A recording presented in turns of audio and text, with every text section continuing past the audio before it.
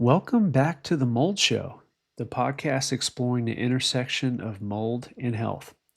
Today's guest is Morgan Glodowski. Morgan is an integrative health practitioner who transforms her clients through a blend of personalized integrative health coaching, somatic release breathwork, and trauma-informed Kundalini yoga. During our conversation, she will share her own personal journey with mold illness and how that shaped her passion for helping others. We're grateful for her time, and we're glad you're joining us today.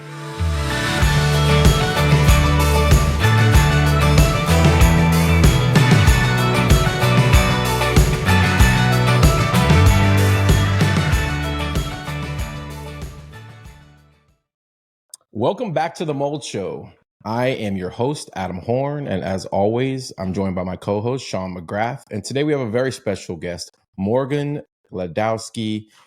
Morgan, welcome to the Mold Show. Thanks for having me. I'm happy to be here. We usually kind of say a little bit about ourselves. I am a state of Florida licensed mold remediator, and Sean is a state of Florida licensed mold assessor. He does testing and does testing all over the country. And Morgan, if you could just tell us a little bit about yourself.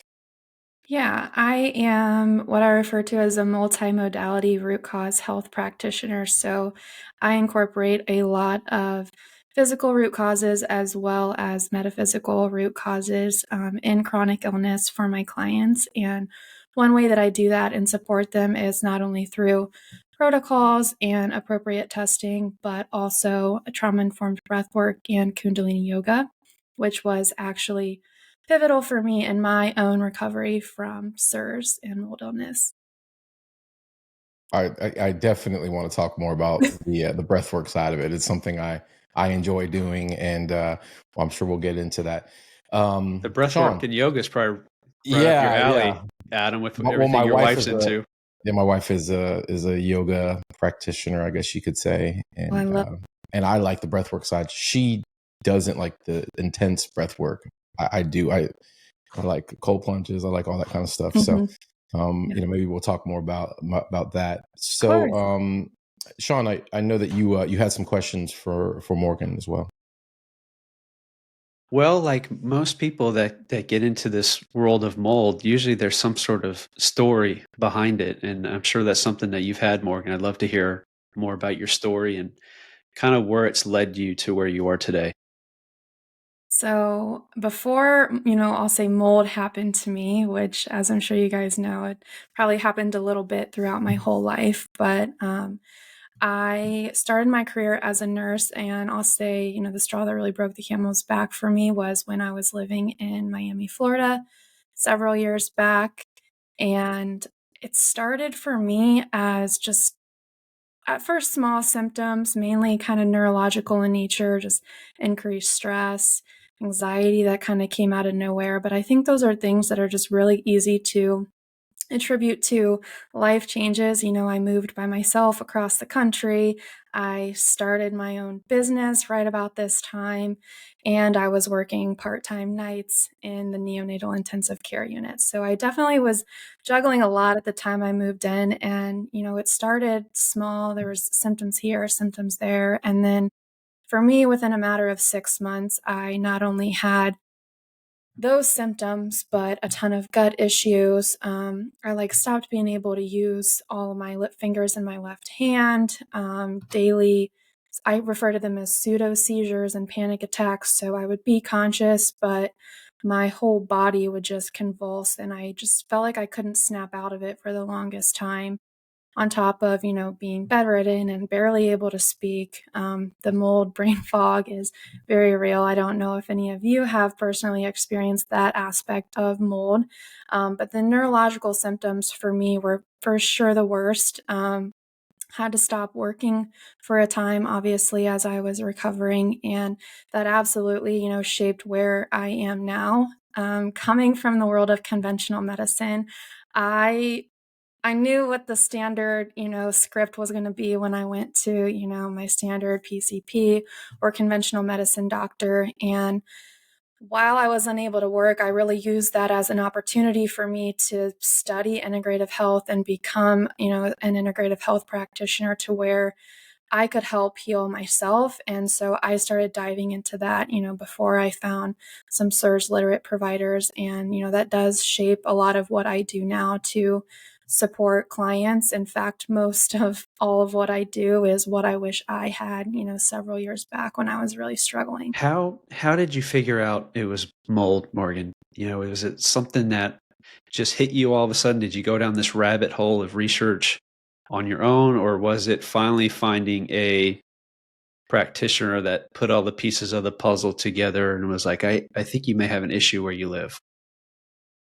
Yeah, I think in this category is one where I got particularly lucky because with my medical knowledge, I knew conventional realm was not where I wanted to go. And I was living in Miami at the time I got sick. So I just started Googling, like functional or like performance based institutes, like people who could run like GI specific tests and maybe more specific lab work. And of course, I know now that, maybe that's not the gold standard as far as diagnosing mold or figuring it out, but it was kind of an opportunity for me that just opened up, the world of mold and the possibility that it was what was making me extremely sick, because there were a lot of other things, that I ruled out. My blood work. I was very big into the fitness community at the time, and so I had gotten consistent lab work. It was always normal, quote quote unquote. But it was actually that Performance Institute that I went to, ran some, super specific tests and had found Stachybotrys in my bloodstream. And that was really something that, again, although now I know that, okay, the validity of that maybe not the best test, but I just started searching my apartment left and right, and there was really no visible mold. That was the thing. So for a while I was stumped, and that absolutely, sent me down trying to research of, how could I be sick from mold and not see it, and where could it be? And of course, at that point, I got testing for my apartment, and that's what kind of really allowed me to break free and get out of there. I was going to say, did your apartment complex remediate, or did they just let you Oh, leave? no. Too, no. Too bad. Surprise. Yeah. Yeah, especially one where there's a lot of people and, there is a lot to remediate, truthfully, in those big buildings. So, um, I was fortunate. I like to look at it as I was fortunate. I was able to get out. I had gotten the testing to essentially prove what I needed to, and it was bad enough from the IEP who assessed my unit that I needed to throw away, even clothing and stuff like that, that wasn't going to be able to be cleaned or salvageable. So just kind of wiped my hands, left with nothing except my computer, which I then replaced because at the time I didn't know how to, remediate or small particle clean a computer. Mhm. But yeah, again, all things that just kind of fed into and shape what I like to kind of help and educate on now. Sean and I have a running joke that handyman hate us, or they should, because they usually don't. They're like, "What do you mean? You can't just bleach it and paint over it?" And Yeah. We become the crazy Every ones time. yeah, almost. over and over and over again. I bleach this Mhm. thing every year. Yeah. Morgan, for those who don't know the terminology, SIRS, you mentioned it a couple of different times. Can you kind of just give us a brief definition of what that is, and ultimately, just expand on that a little bit for us? Yeah, so SIRS stands for chronic inflammatory response syndrome, and it is I'll say, environmentally induced illness, but about 1 in 4 people statistically have an HLA haplotype or susceptibility to specific biotoxins. So it's not only relevant to mold, but it can be caused by things like Lyme, other endotoxins like dirty water, plumbing issues, overflowing toilets, and also what we're seeing a lot now is an uptick in SIRS diagnoses from COVID and long COVID. That's interesting because one of my family members, that seems to be what, I don't know, maybe broke the camel's back when it came to the environment that she was living in. And once she came down with COVID, it just really seemed to wreak havoc. Mhm. Yeah, and I had COVID a couple times after getting diagnosed with SIRS, and it just seems to exacerbate it and make it so much worse. And I think when you can understand that SIRS is basically an immune system that can't modulate, so it's this perpetual cytokine storm in the body. And thankfully, I think COVID was kind of described early on in a lot of the same ways, and so I think it's easier to kind of make the connection and understand how COVID and long COVID and just that chronic state of persistent inflammation can kind of force the body, especially in those who are genetically susceptible, to a place where the immune system can no longer modulate. And obviously we had genes our whole life, right? We were probably born with them, but it is kind of while mold can all be bad, it's kind of the dose that makes the poison, right? And you think back of like, oh, I had this exposure here, or I lived in this house that had this happen. And, you don't get sick until a certain point. Or even for me, I didn't realize it until later on in my SIRS journey. But even as a kid, I had what they called like vasovagal syncope, which I would get like seizures from fevers, or like if I had been sick as a little girl. And that was something, again, with many SIRS patients, it just gets misdiagnosed as something else, or you're told it's idiopathic in nature. But really, there's so many symptoms that can be under this umbrella of SIRS.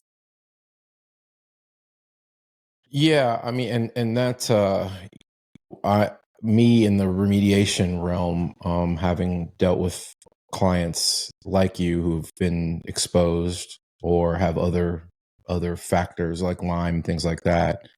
I think their journeys have been similar, at least described to me in a similar way, where maybe they've been perfectly healthy and then out of the blue, it's like this domino effect of all these symptoms to the point where they become incapacitated, and then they're searching for answers, and ultimately land on mold being a cause or the cause in some cases, for them. So hearing you talk about it, and I'm sure you have a list of clients who you're pushing to start asking those questions themselves. I think it's important for sure. That's one of the reasons we wanted to have you come on, to not only talk about what you do, and also I'd love for you to talk about some of the treatments at some point here as we progress through this discussion. But yeah, really interesting for sure. And I'm glad you brought up the point that it's really the dosage that matters and makes the difference. We're asked all the time, even sometimes halfway through our inspection, that somebody will ask us if it's safe to live there or how bad a house is compared to other houses we've seen. It's like an impossible question for us to answer because everybody's affected so differently. And like you said, it just really depends on the exposure levels. Is it just this house that we're worried about is a historical issue with this person? So it can be really hard for us to answer that question, especially not being a doctor. Right. Mm-hmm. Yeah, we Yeah. steer away from always steer away from being able to answer that question, because what could be fine for me and my crew is far from fine for other people. Morgan, I had a question. You mentioned you were earlier. You were at the time you were extremely busy. Your life was, I'm assuming, fairly stressful in regards to starting a business and work and things like that. How much do you think stress, not just environmental stress, but stress itself can help swing the pendulum towards like that breaking point when, of Oh, yeah. exposure? Absolutely valid. And that is why, I incorporate this big breathwork piece into my business as well. Because to give you more context, before I moved and got sick, you look back of like, okay, what really set the stage here, like besides my genes? Because I think there's a certain point, knowing that you have susceptibilities, it can be empowering. And then there's a certain threshold to where it becomes disempowering. And I don't think that genes necessarily constitute getting sick or a predisposition to get sick. I think there's a lot of factors, and science is even showing now we have the ability to alter genes and gene expression. And so there's just more nuance to the conversation. And before moving down to Florida, what actually happened was I was in a long-term relationship, got blindsided with a breakup, and there was another girl in like 2 days. And so, I didn't move immediately, but several months later, that obviously was a big life event that shook me up and deeply impacted me. And then I had another instance, like a falling out with a very close friend. And so those two instances back to back. And then I moved down to Florida and I was working with a business partner. Kind of got betrayed by that business partner, had to start my own business in the same week. So there was a period before moving into this that my best friend, who was my roommate, I was living out of my car. Like there was a period of 2 weeks I was living out of my car. And so just a lot of stress and adversity kind of getting down there and finding a place. And I wish I would have known, what I know now as far as scoping out a place. I mean, while there wasn't any mold that I could see, it's definitely a question I ask now. Right. And there's some testing I do before moving in anywhere. But trauma and in any form, I think trauma in itself is a very relative term because two people can go through the same thing and experience it very differently. And that absolutely, plays an impact in not only how our genes do express, but also the state of our nervous system and our susceptibility to getting sick. Our nervous system and our immune system is very closely interlinked. And, that's why, again, I incorporate this breathwork aspect because it does hold the capacity for not only physical healing, but also trauma healing. And it's given me a lot of spiritual insights that helped me in my journey from overcoming mold. And there's just so much to the picture again than just this or just that or just physical factors and genes. I'm glad you answered that question so that Morgan can answer it the way she did. Yeah. Because when I sit here and think about it, we also play psychologists sometimes when we're at Oh at yeah. the job, just letting people talk about their story and how we got there. And there's always some sort of trauma involved that seems like was the trigger that kind of again led them to, or their bodies anyway, just not to be able to handle that mold exposure anymore. Whether that's physical trauma, psychological trauma, just trauma with relationships. There's always seems to be something that started the snowball effect. Mm-hmm. Yeah, Yeah. I know personally, just from a exposures to pathogen type of a thing. Like the more worn down I am, the more susceptible I am to getting sick, and it's been a consistent thing. And I know it's non-scientific, but it just seems like every time I've come down with an illness of some type, it's usually because I'm in a deprived state of some type. Either I'm Mm-hmm. overly stressed, overly tired, overly worked, and then I feel like it somehow has an effect on my body's ability to deal with the virus or whatever pathogens I come exposed to. So I always thought that something similar could play a part because I have people say all the time like I've been fine most of my life. I'm a Floridian. I've been around molds most of my life. My old apartment, my old house, my old this, my old that. Why now Mm-hmm. am I having this response to where I just can't be in this environment? And then it's usually not just that. It's like I'm also sensitive to odor and chemical and perfume and VOCs and it's like a explosion of sensitivities, mold being a piece of that. At least that's a lot of what I gather from some of my clients.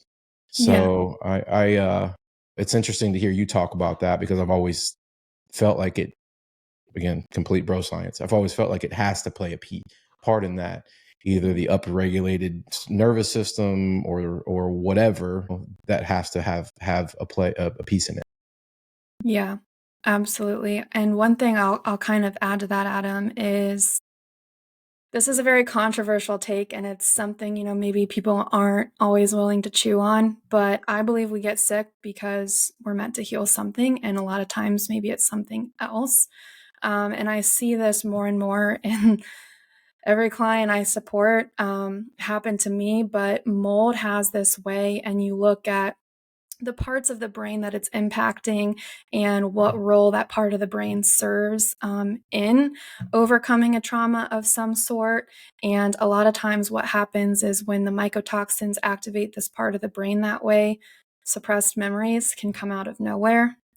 And that is a theme that I see time and time again, not only with myself, but people I support. And the thing I love about breathwork is that it's a way to process that kind of stuff and the emotions behind it that get trapped in our tissues without necessarily having to relive an experience or to like see it again. But you can like, you know what the body is working on, and the body is very wise. And there's a lot of things maybe we suppress or we don't see, kind of like mold, right? And so I definitely think that there's this very symbolic aspect to, what is our relationship with the unseen, or what are we not acknowledging? And I think that this symbolism can really be applied to people who are sick from mold and believe in mold illness, and the people who also don't and deny it, because I think there's a lot of things that many of us deny or choose not to look at or really acknowledge. We often find ourselves in the middle of that discussion, by the way, where we talk about this too. It's one, it could be this, the husband that feels sick and the wife's like, no, what, you're making it up, or vice versa. And then, Sean or somebody like us is caught in the middle of having to, and we may be the first person who is willing to even talk to them about it. Or willing to speak the same language as them. And for some people, it's like, finally, somebody's willing to listen here, because to them, it's very real. And trust me, when we go in and start removing materials, at that point, it's often no surprise why they're having a response. Well, what that stressor is doing to them and what it's bringing out of them ultimately doesn't shock me whatsoever, because it's nasty. And if you've listened to any of our other shows, we're kind of zealots for how poorly buildings are built, and how easily molds can grow in our environments because materials and construction methods and all those types of things that lead to water damage exposures, which then easily lead to mold, especially in this state. So we need to make a montage of some of the things we see from a building standpoint that make us laugh, Adam, at some point. I would say That's a coffee table book, but I don't think anybody would want that on their coffee table. yeah, really. I would. Maybe you would. Yeah. Yeah. I got to ask now, what are some of the things that, you see, or just the most common building mistakes that are almost, just predestined for a headache? Sean, you want to start? Well, I'll start with the one that's most common right now in Florida, and that's our ventilation issues with these new construction houses. Yep. No matter how many builders we deal with, how many times we bring it up, they continue to build them the same way, continue to have mold, humidity issues. And it's just wreaking havoc right now, specifically with these energy efficient new construction houses, houses where they're creating sealed environments in the attics with the spray foam, but no type of makeup dehumidification. For some reason, they think down here the codes should be the same as they are up in the Northeast, where they have little to no humidity all year round. So they think bringing in fresh air from the outside into our HVAC systems is going to fix it, but ultimately, just from my experience, is making things worse. So that's just one that jumps out at me. How about you, Adam? This question will always be HVAC or air conditioning, for me anyways, because although I'm sure exposures of mold where it's in material have an effect on the environment, the HVAC system to me is enemy number one, because if it's growing in the unit, in the coils, in the cabinet, in the plenums, in the ductwork, in any of the junction boxes or in the boots, that's air that's passing through that all day, every day, and being pumped out into the living space So not that, and I don't even do that phase of the remediation typically, but I can tell you from what I see after those units are removed, and ultimately when we remove the material in the building, I feel like that probably has the biggest effect on people's air quality and quality of living in there. And it's the easiest and probably the most common place you're going to find growth, especially in this state, or if in a humid state where moisture is in the air. And when cold and humidity meet, it reaches dew point, it condensates. And I often like to say mold isn't the enemy, moisture is. And if you can control moisture, then you won't have a mold problem to begin with. So for me, for sure, HVAC systems is where it starts for a lot of people. And then plumbed areas, kitchens, baths, areas where you have water constantly coming through and being introduced into the environment. Those are areas where you're going to commonly find it. And in a lot of cases, those areas are built poorly and not built to get wet, which is, again, a little bit of a head scratcher. So I would say in general, those areas. Yeah, From a remediation standpoint, I'm sorry, Sean. Adam, I was going to ask, from a remediation standpoint, would you consider like HVACs to be the most complex, or would you actually say more of those plumbing and piping issues? HVAC would probably be the most complex, because what you're asking that system to do is pretty extreme. Let me just take a step back. Throughout most of human history, we weren't synthetically cooling buildings, especially here in the South, in the tropics, where the humidity is high. I live in a 100-year-old home, and that home probably didn't have air conditioning until maybe the 40s or 50s. And it was built with more durable materials like plaster and things like that. Once they started putting central air conditioning systems into buildings, where you have these workings of ductwork and all these junctions spread throughout an attic space, which is really not that accessible to begin with. Over time, they're typically not maintained properly because they're hard to get to, and it's like out of sight, out of mind for most people.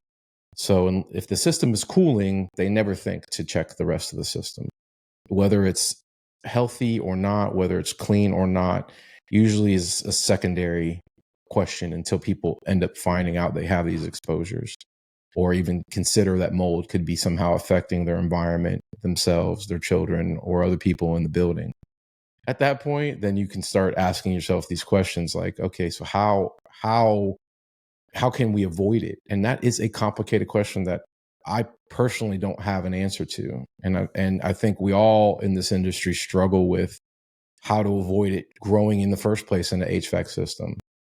The only solace I can give people is that you just need to have a hyper maintenance schedule for it. It needs to be evaluated fairly consistently, not just to evaluate whether it's cooling or not, but all of it. You need to crawl the system and the ductwork and evaluate each piece of that system on a fairly regular basis to make sure it's not leaking cold air, which then mixes with humidity, and then you get moisture, and then you get growth. And the process just repeats itself. So it is complicated, and because it's not accessible in apartments, a lot of times it's not accessible at all. If it goes through chases, which are like build outs on the ceiling or build outs on the wall, there's no getting to that outside of running maybe a camera through the system to kind of see what's going on the interior of the ductwork, which may not be the whole story. So a lot of times accessibility makes it impossible to really evaluate it in general. And Sean knows that better than anybody because he's in attics all the time. Way more than I want to be in. And crawl spaces where they put ductwork in as well.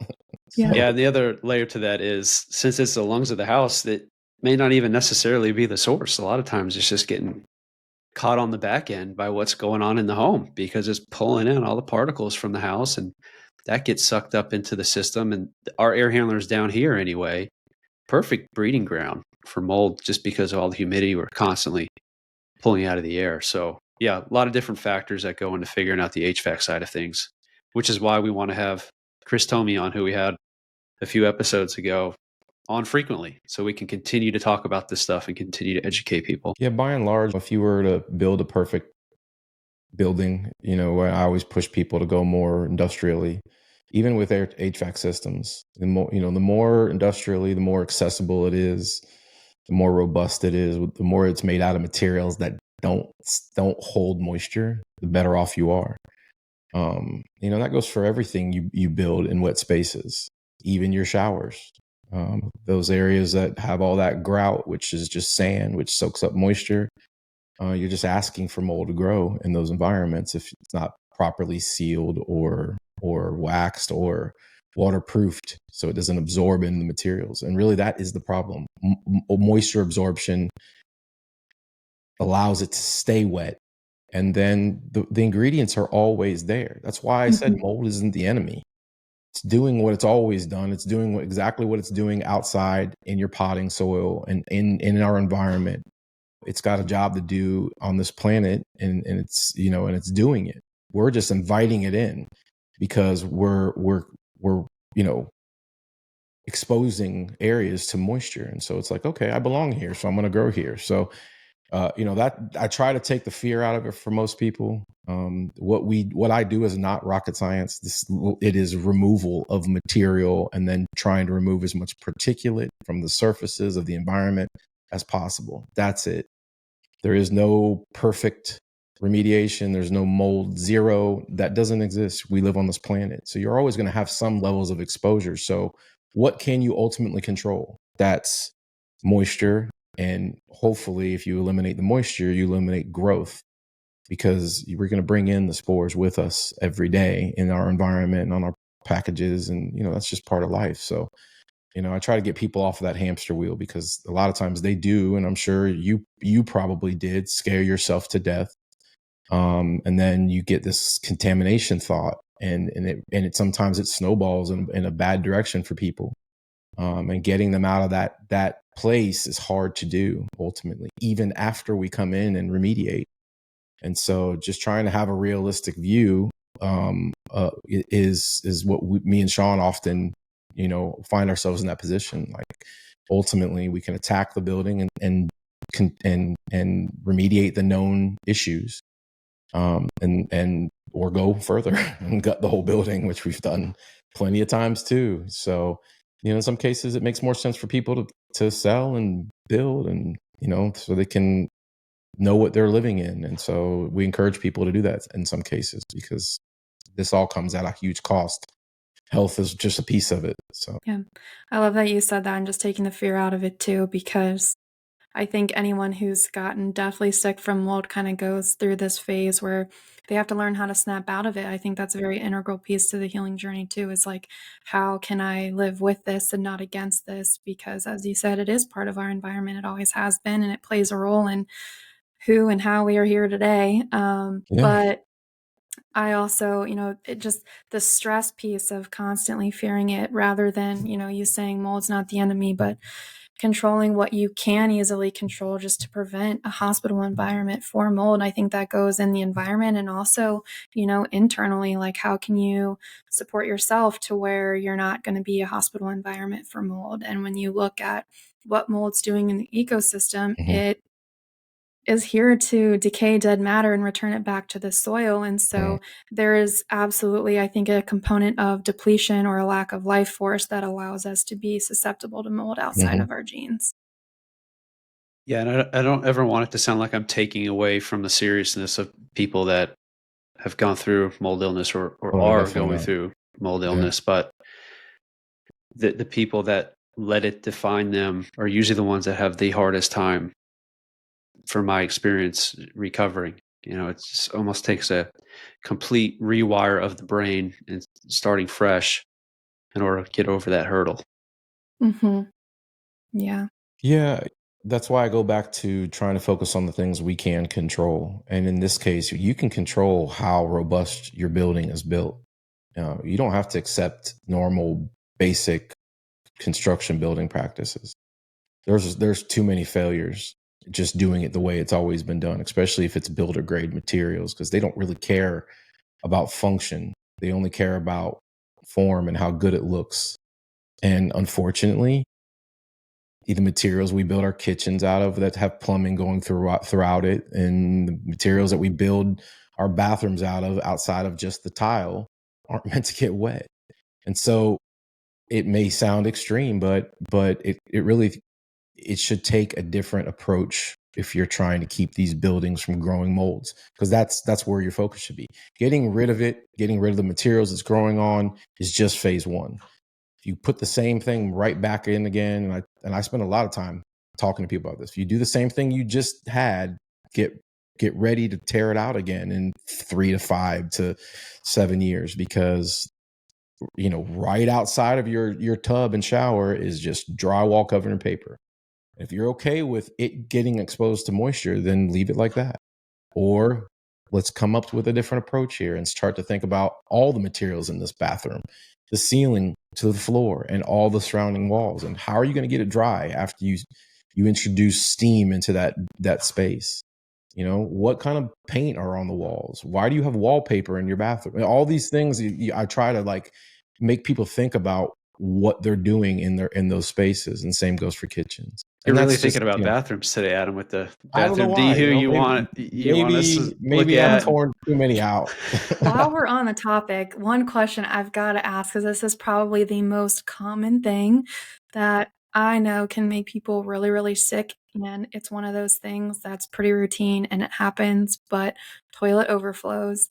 What do you guys recommend for the just nonchalant, casual toilet overflow that so many people, I feel like, kind of clean up and look past, but it can just be so damaging? It's not. It's far from nonchalant, by the way. Yeah. So there's a different industry that does flood cleanup or water damage, dry out, and restoration. So there's different grades to water. They categorize them, and water that comes from a drain or from something like a toilet is definitely considered black water. And forget mold for a second, the amount of bacteria and who knows what else is in that water if it came from a drain. You have to treat it as such. And so ultimately the materials that absorb that water, if they're non-structural in nature, need to be cut out and removed. You wouldn't try to clean carpeting that's soaked up toilet water, or you shouldn't try to dry and clean drywall wallboard that has sucked up gray or black water, in this case black water. We're having these discussions a lot here in Florida because after the hurricanes, where people had water coming in from outside the building, so groundwater or flood water, that's also considered black water because it has oils and pesticides and all those other things in it. And if you've driven it through these neighborhoods, you can smell it from a mile away. It's rancid. And you have it's people not an trying exaggeration either. No, you can literally it's smell so it. bad. Yeah. I mean, it can make your eyes burn. But people are trying to keep their cabinets in and not. They tear out some of the drywall, but they'll leave the shower in there, even though the shower walls on the backside absorbed all that nasty water. Or they leave the tile down. Okay, trust me, that water got under that tile or that flooring.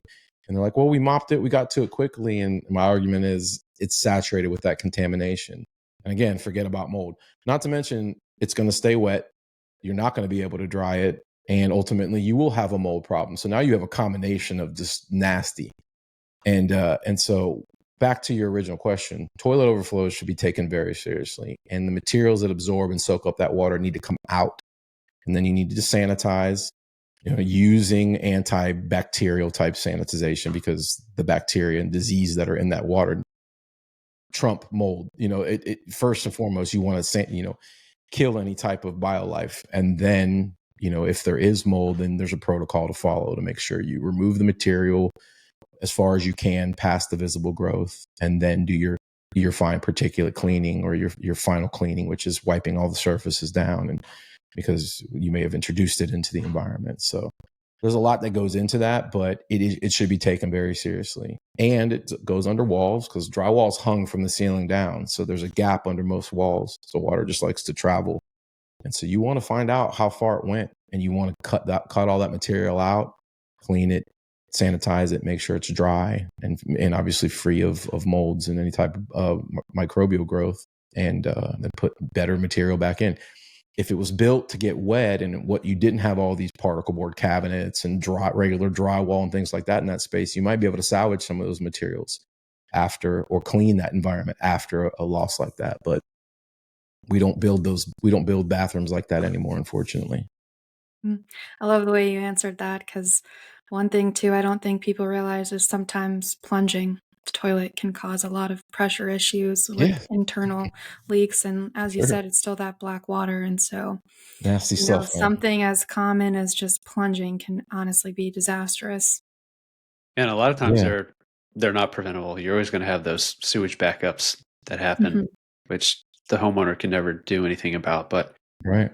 there's simple things people can do to minimize the extent of the damage, such as just putting water sensors around your toilets, Mhm. behind your washer and dryer.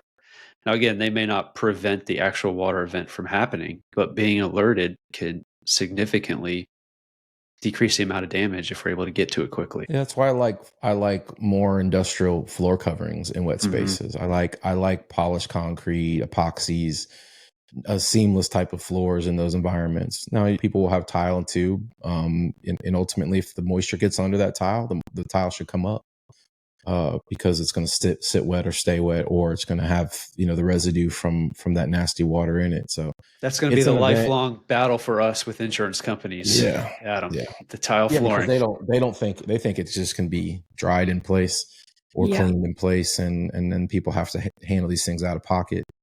And if the homeowners knew any better, they could fight their insurance companies on that. Because, like I said, there is an industry, and there is a scale and a grading of water, and there is documentation in regards to how you should handle a gray water, a black water, or a clean water loss.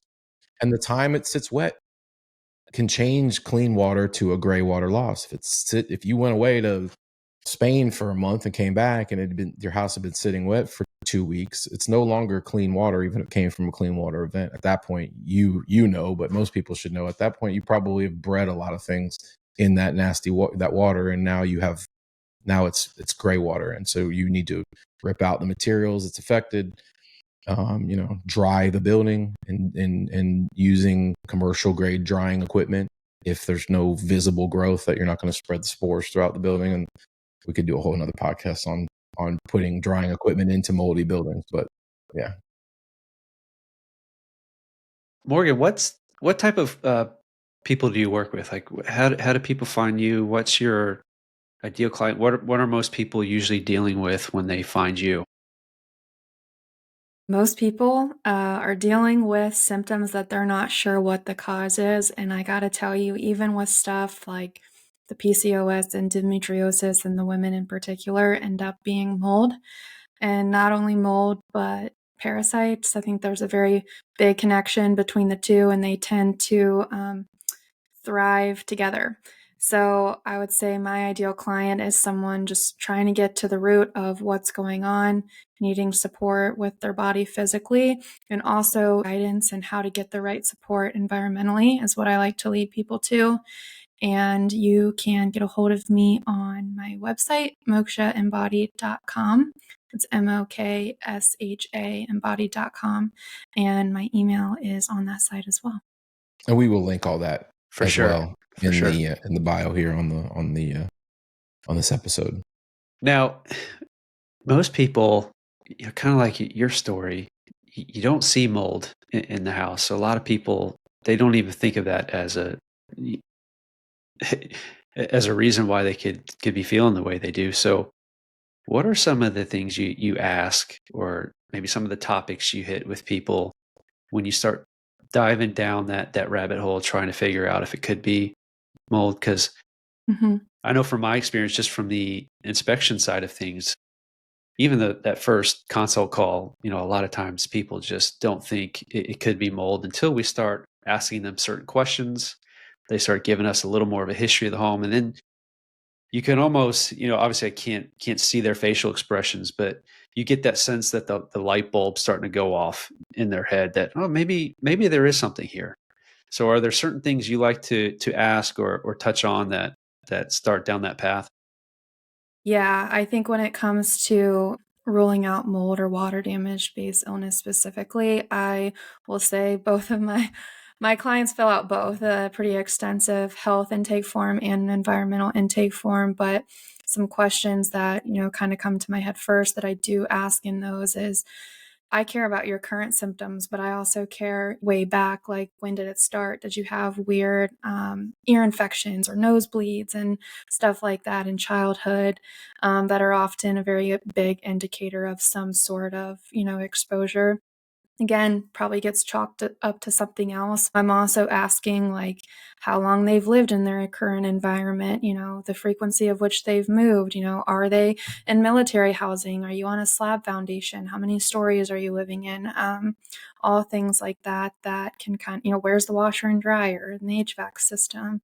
All things that can kind of point to, potential problems. And then obviously, navigating the environmental aspect is not in my scope, but what I can, help people with to a degree is like, what stuff should I keep and throw away, and the stuff I can keep, how can I clean it?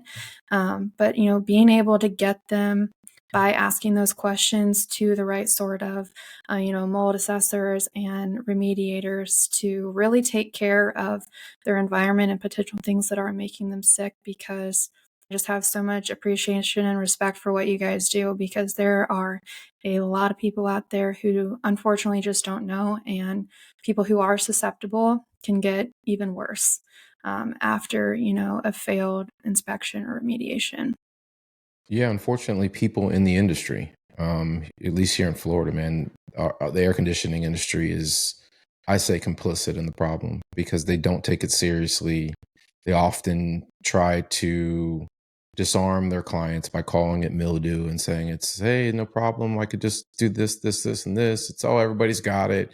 That's no big deal.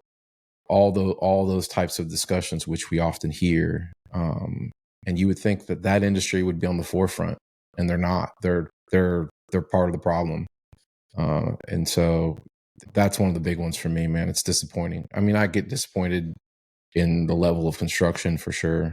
And I think that's probably nationwide at this point.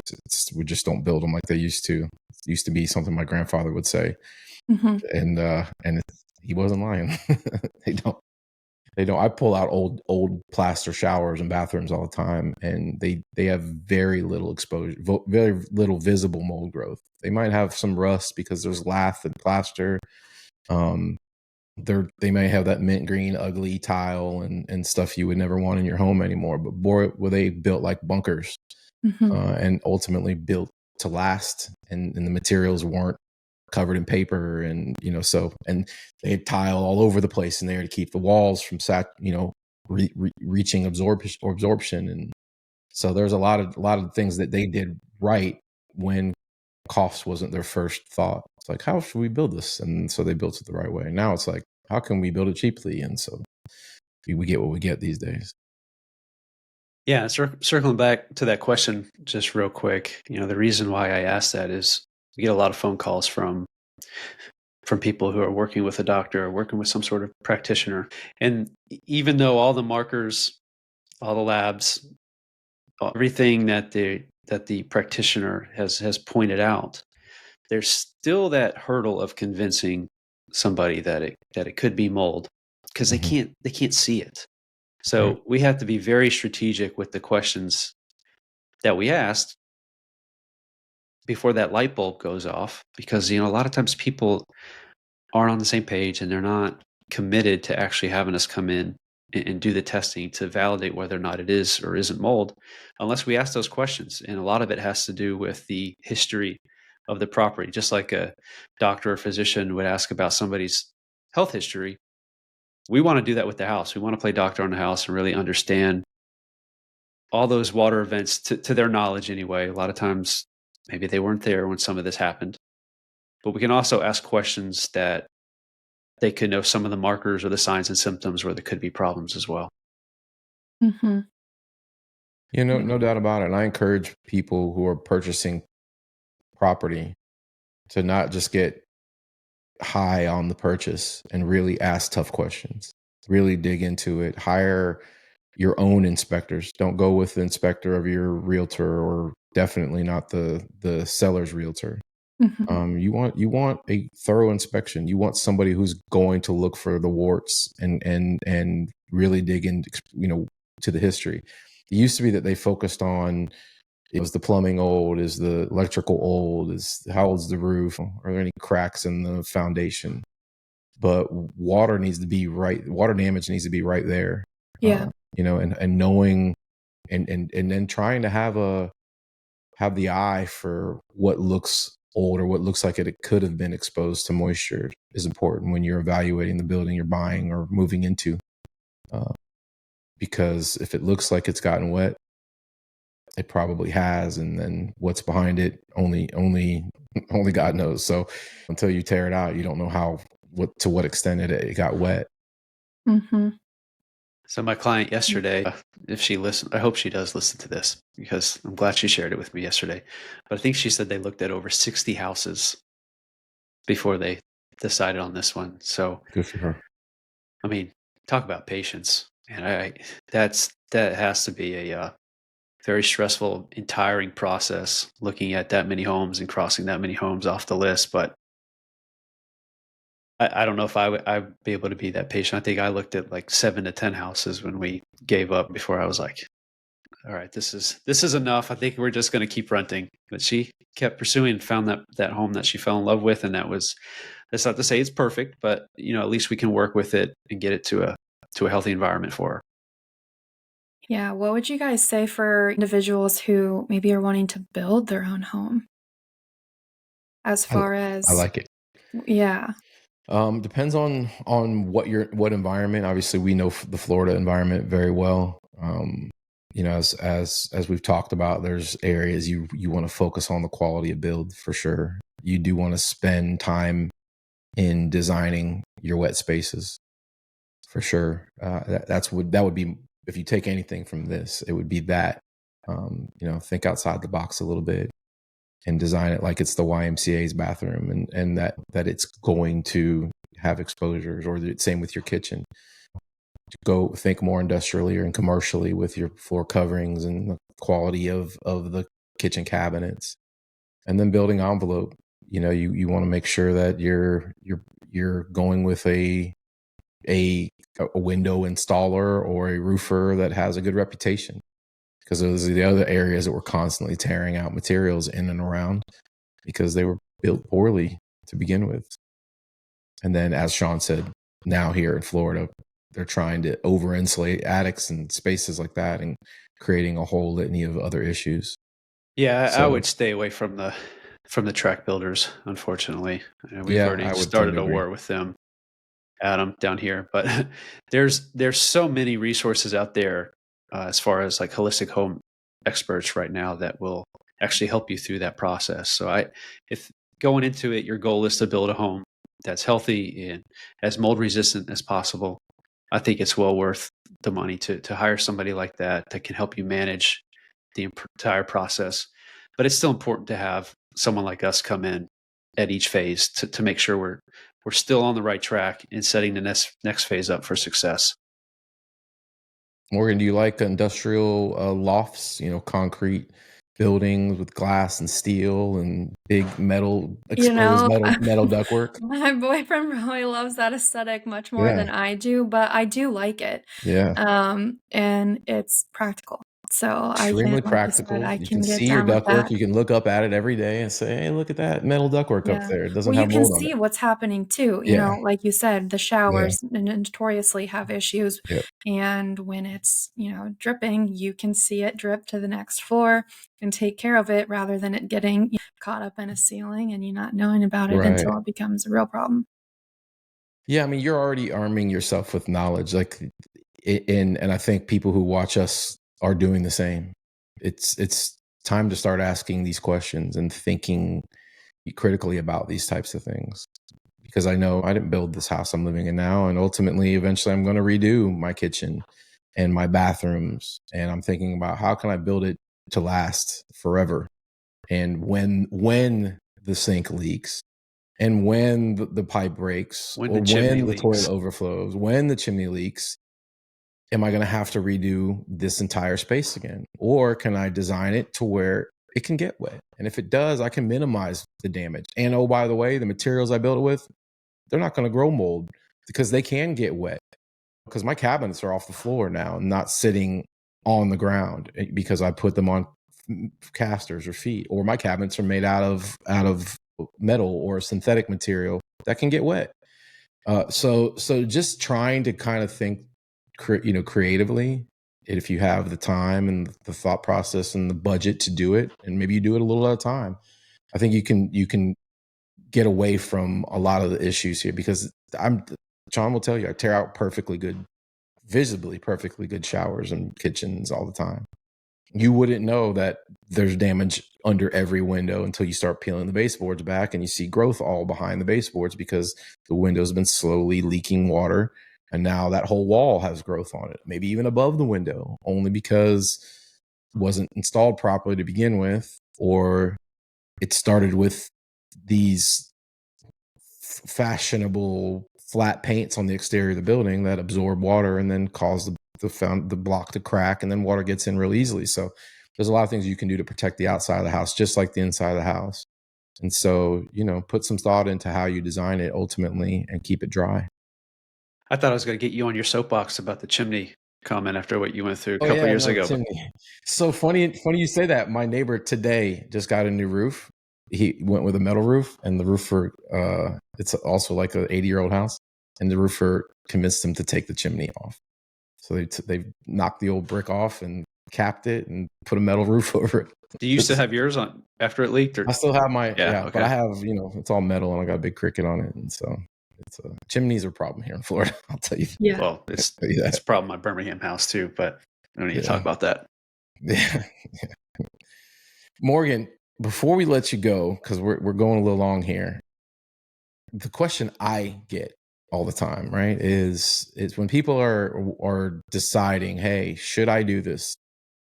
They ask me, am I going to feel better afterwards? And of course, I can't answer that question. I could say, I'm going to do my part. It doesn't matter how long it takes. I'm going to get this house to a testable standard. I'm going to do my part. Mm-hmm. They want to know, if they rebuild it intelligently, how do they get their bodies back to level? What would you say? Maybe the breath work, the things you were talking about earlier. How do they start the process of recovering once they've gotten rid of the contaminants in the building? Yeah, I think this answer, is going to differ, but if someone's genetically susceptible or not. But I think one thing that is universal for everybody is to start with foundational work that supports and opens detox pathways. Because really, whether you're, genetically susceptible or not, maybe you need shoemaker protocol. One thing that I deal with a lot in clients is people who are just so sensitive and have a, very big degree of mast cell activation, who don't tolerate, binding and deeper mold protocols very well right off the bat. And so where I always start is, okay, well, how can, we get your body there? And of course, there's a lot of physical support that goes into it. But, one area that is often overlooked and is just as important is the limbic system retraining that's needed with mold. And I'm sure you guys can speak to this. In the circumstances where people move in after, a remediation, and then kind of have that panic moment of like, oh, I'm getting sicker, and if it's not done right, sure, you can get sicker, but more often than not, when it's done right, what it is just that widespread, kind of limbic and trauma response of, feeling like they're going into an environment that's not safe for them. And ultimately, safety starts within the body. So it's starting to calm down the mast cell activation through supporting detox pathways, but also that nervous system work and the limbic retraining, which very much affects how our mast cells and histamine is responding in the body. That's a great answer, and I'm glad we talked to you, honestly, because you're the first. I mean, I'm sure there are a lot of people in your field that say that too, but it's a rarity. I hear people talk about healing their nervous system and then in tune with their mental health and everything that goes into this trauma that they've just dealt with. Because I can tell you, they're packing their house out with me. They're moving out with me. They're living in a home that they don't own. They're paying 2 mortgages or a mortgage and rent.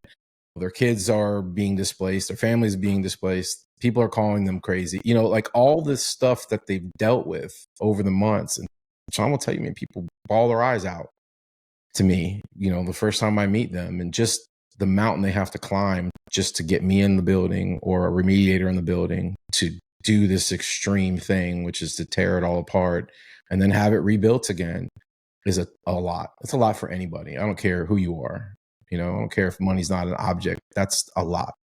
And so that part of it is hard for me, because I know ultimately I'm being hired to help, and I know we're doing a good job, but I feel for them, because it's more than that for them. The recovery process, that's just the beginning for them. Yeah. And that's the same reason, on my end, like you see clients with improved markers, and objectively there's everything telling us like you should be better, and they're not. And a lot of times, again, it's this missing link, which is why I try so hard to try to approach both at the same time, because I can say with certainty that it's the reason I was able to heal. And there's a lot that goes into it, of the fear component, and then the identity component with, are you going to choose to identify with a chronic illness, or are you going to look from it from a place of, learning and empowerment? But they're absolutely, a role. And, there's even scientific proof now. It's not just a thing that we think is correlated. There are absolutely, links between gene expression and also what our genes are doing when we're chronically inflamed, and that can predispose us to PTSD. And then PTSD or traumatic events can prone us to this chronic inflammation, or predispose us to this chronic inflammation rather. But it's a bidirectional relationship, and it's really hard to tackle one without tackling the other. Yeah, it's a tough spot for anybody to be in, which is why I'm fortunate to have found, a good assessment company in Sean and his team, because, for them, they go the extra mile to ask the questions and help people kind of find what they're dealing with, because just like you in your experience, visually, you didn't know what you were dealing with, and ultimately, it just took some inspection to find what was ultimately there, so yeah. Well, I will say, Adam, it's for anybody listening, it's very rare when you're feeling that way, or the practitioner you're working with feels you could be living in a moldy environment. It's very rare we go into those situations and don't find something. So it's just really important to listen to that gut instinct, listen to that intuition that's speaking to you that you might have a problem, so that you're not going through this endless cycle of questions and not having answers. I agree. Yeah. Yeah. And again, we're not somebody that's always going to preach mold is your main problem, mold is the main problem, mold is the main problem. But again, I probably say this every episode, it's not a coincidence that there's mold in your far from environment. it. Yeah. And you're dealing with a chronic illness of some sort. Yeah, far from it. And that's why it's, to me, it's promising that there are people like you, Morgan, out there, that outside of your general practitioners, who are asking these questions, because we all know the response, as you alluded to earlier. You go to them, they're going to be like, what? Here, take this antibiotic or pill, like whatever they're going to try to do to just mask whatever you're feeling ultimately, and then stick you back in that environment again, is exactly the way they're going to handle it. And unfortunately, we all know where that leads, especially with people, developing sensitivities. That was always one of my things. Like maybe you've been in this environment with this mold forever, and initially your body was handling it, but overexposure, prolonged exposure, it getting a lot worse than it was originally. And at some point, the straw is going to break, right? And at that point, your body just can't handle it anymore. So I'm sure that's a potential scenario as well. Yeah. For those people in denial, I always tell them, take a vacation. Tell me if you feel better when you're out, and worse if you come back. And usually that can make sure you look at your hotel, because maybe that has mold too. Well, that's yeah. Airports are also notorious, but I I can't. think when you're in a really bad environment, for me, even when I was in that apartment that made me so sick, even getting away for 2 days, it's a drastic difference, and then it hits you in 24 hours of coming back.